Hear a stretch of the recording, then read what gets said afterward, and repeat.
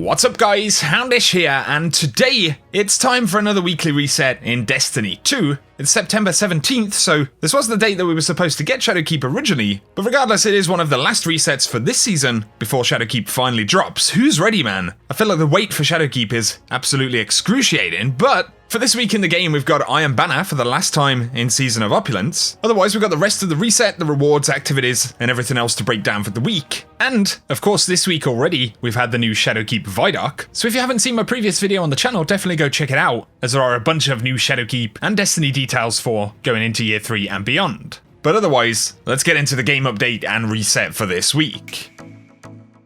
First thing to touch on here is the new hotfix that we got today. A fairly small game update where Bungie have removed all negative modifiers from the Reckoning game mode. They say that we're still going to see modifiers like Brawler, Grenadier, and Heavyweight, but otherwise modifiers like Blackout will no longer be featured in this mode, and alongside the loot buff, it's going to make it even easier to farm for any of the gear, so bear that in mind. But the hotfix today also brought a fix that should allow all players to enable cross-save. And so if you haven't been able to do that, if you've had any issues, it should hopefully finally be working. Another quick housekeeping note for the channel this week. I may be away for a couple of days later on in the week, and so my friend Jarv may cover a couple of videos for us here, so especially with things like Xur, if you hear a different voice at the beginning of the video, don't be alarmed. It'll just be a temporary thing for a couple of days until I get back. Initially, for reset in the game, Iron Banner has returned, and so we will have 2 times Valor all week long, with triple Valor as of Friday's reset, so definitely worth jumping in. We still have the quest to obtain armor. Of course, there are bounties that drop powerful gear and Iron Banner tokens. You can turn in tokens for chances at Iron Banner weapons and things like that.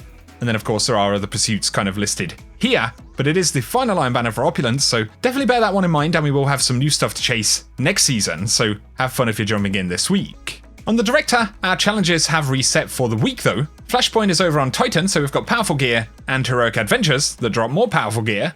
At Werner, the inventory has refreshed, so all of the consumables, our bounties for the week, we've got Golden Experience, Trial by Valor, Gaze into Death's Eyes, and Salvaged Goods Up, and then of course we have a featured inventory of Year 1 raid gear. You'll see some armor pieces right there. But for the weapon, we've got the Conspirator, which was the scout rifle from Leviathan. But for Benedict's variation of that inventory, of course we do see different armor pieces. The weapon though is Mob Justice, but to pick any of these up, you do need to complete Leviathan inside of this reset, and then use Callous tokens.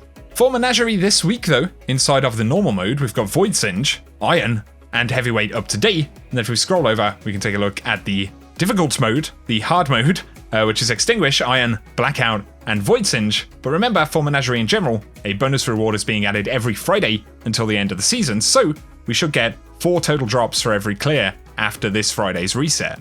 For Reckoning modifiers today though, we do have Solar Singe and Grenadier up, and once again, they have removed the negative modifiers, so good luck if you're hunting down the loot. Hawthorne's inventory for this week, for the raid challenges, will include Limited Blessings. We've also got Hold the Line for Scourge of the Past, and then the Keep Out challenge for Last Wish. Of course, Limited Blessings is for the Crown of Sorrow. As always, if you are jumping in this week, definitely pick up those Banshee bounties, and you can get some enhancement cores and components that'll be useful in Shadowkeep. Before we hit Eververse, let's take a look at the Nightfalls. So we've got the Corrupted up once again, and from this you can get the Horror's Least Pulse Rifle. The Inside Terminus will drop the Long Goodbye Sniper, and then we've got Exodus Crash, where you can get the Impact Velocity Sparrow.